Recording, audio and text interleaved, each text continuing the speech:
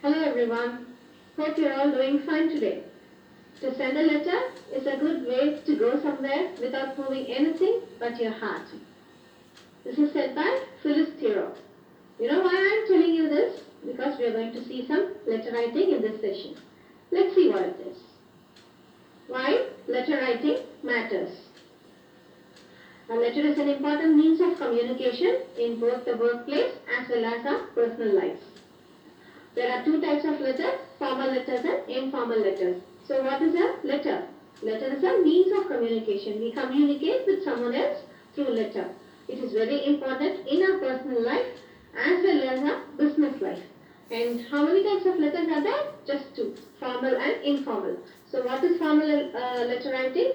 All official business letters are formal letters. For example, a letter to your principal, your class teacher, or to the editor, or to the commissioner of police, or something like that. They are all formal letters, any type of business letters. And what are informal letters? Informal letters are written to our family, our friends, or someone very close to us. Formal letter writing.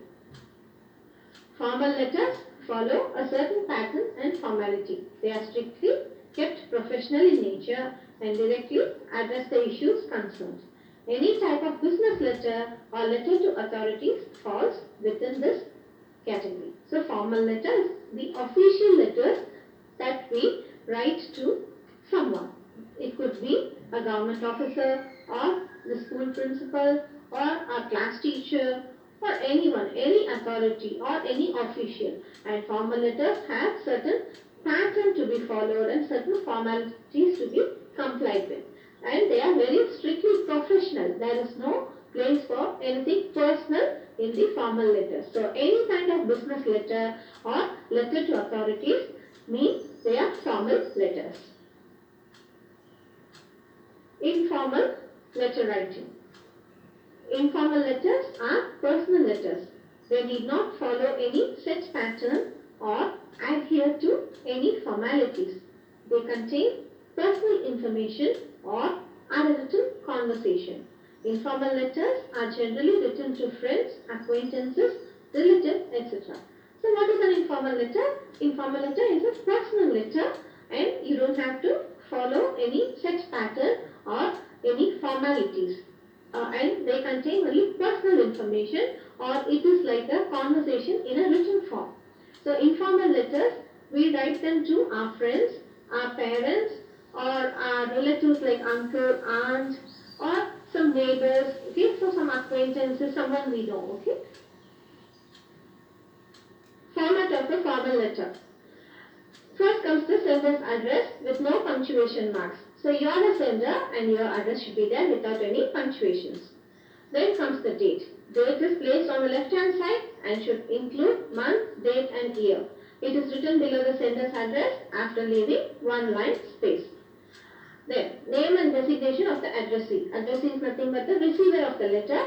You either write their name or their designation. What is the name? Name is like Mr. Robert, Mr. Suresh, Miss Anita, something like that. If you want to write the designation, designation is the position they hold, like the principal, the class teacher, the editor, the commissioner, something like that.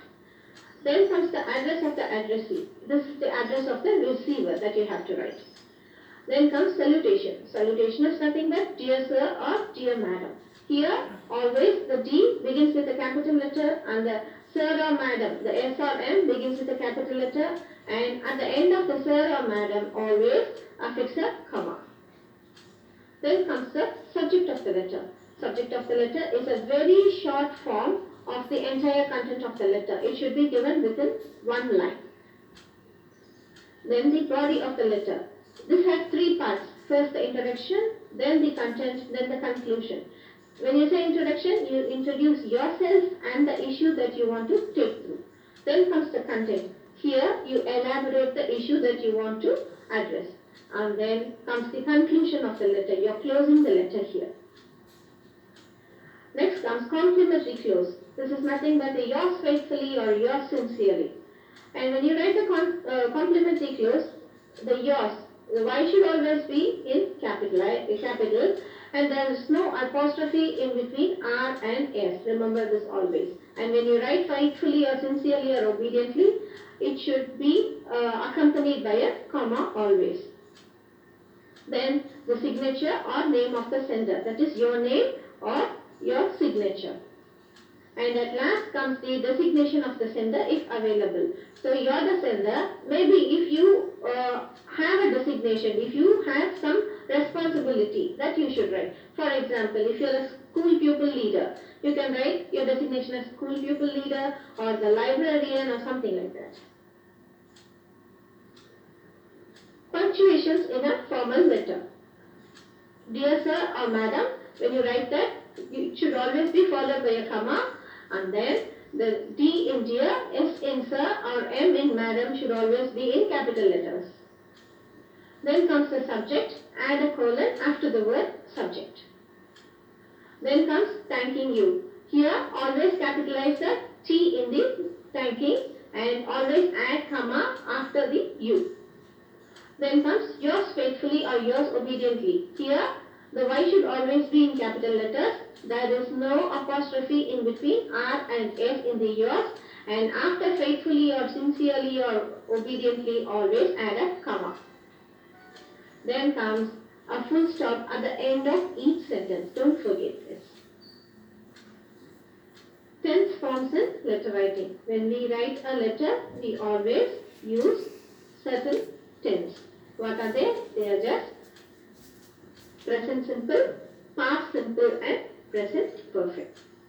Parts of speech in letter writing. We are going to see what are the parts of speech that appear in a letter. Noun. Noun appears in the sentence address, date, receiver's name and address, body of the letter, salutation. Then comes the verb. Verb comes in the body of the letter and the subject of the letter. We are going to see the further parts of speech that appear in letter writing. Adverb. Adverb appears in the complementary closing, like sincerely, faithfully, obediently, they are all adverbs. And comes the adjective. Adjectives are seen in the body and subject of the letter. For example, good, bad, clean, waste. These are the kind of words that we use in the subject or body of the letter.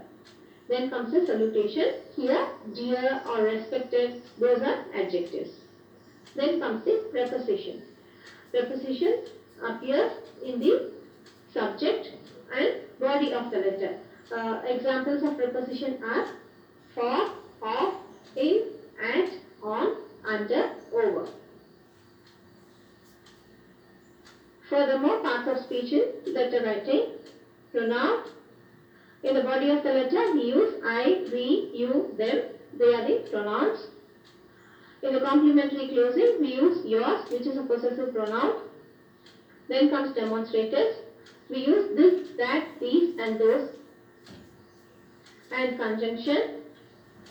Body of the letter, we use and, but, or. We don't use and, but, or numerals to begin a sentence. And the subject and the body of the letter, we use for, of, in, at, on, under, over, some of the conjunctions. In certain cases, we can use moreover, therefore and furthermore in place of and, but and or. Interjection. We don't use interjections in formal letter writing. We don't use okay, contractions, abbreviations or dialogues in formal letter writing. Today we are going to see a formal letter which is a complaint letter. Let's look at the question. Write a letter to Messrs. VP Appliances, C24, Devipuri, Mumbai, complaining that the geyser supplied by them has stopped working in less than a week. Sign yourself as Gaurav of 52 Tilak Mart, Mumbai. So, you have got a geyser from a company named VP Appliances. And the address of the company is C24, Devipuri, Mumbai. Now the geyser is not working within a week of your purchase. Okay? And your name is going to be Gaurav and your address is going to be 52 Tilak Mart, Mumbai. Now you have to write a complaint letter to the company. Let's see how to proceed. First comes the address of the sender.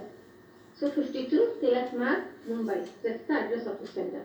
Then comes the date. The date should include month, day and year. So June 30, 2020. Then comes the address of the receiver.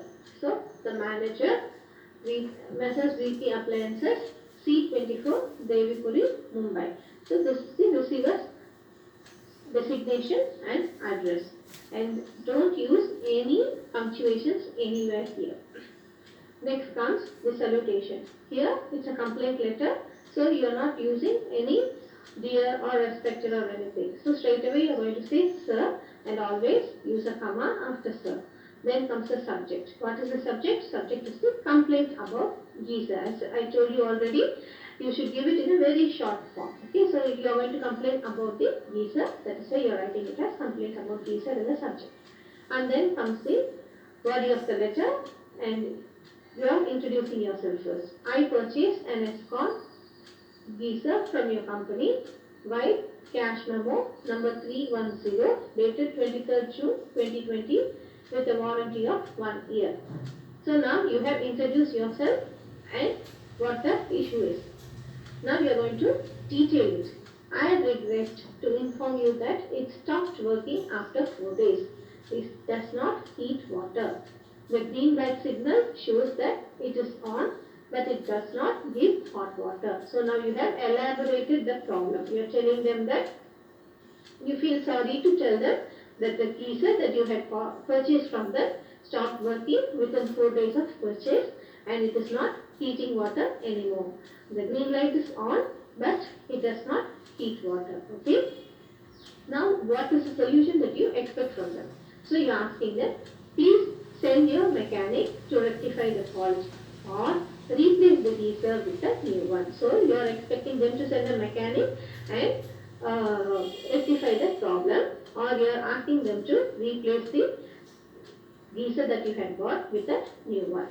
Then comes the complimentary clause, that is yours sincerely, and here your name is Gowda, so you have given your name there. And the enclosures. So what is it that you are affixing along with the letter? You are enclosing the copy of the cash memo through which you had bought the geyser for reference.